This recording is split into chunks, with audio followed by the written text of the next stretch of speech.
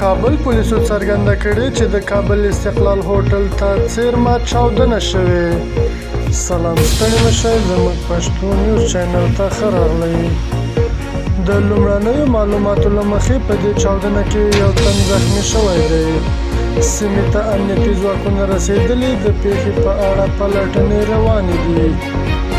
ویل کېږي چې دغه چاودنه نن غرمه وروسته د استقلال هوټل ته مخې ته د اسلامي امارت د پخواني مشرتابه ملا اختر محمد منصور د مېړنو د شپږم تلین په مناسبت جوړه شوې غونډې پر مهال شوې ده.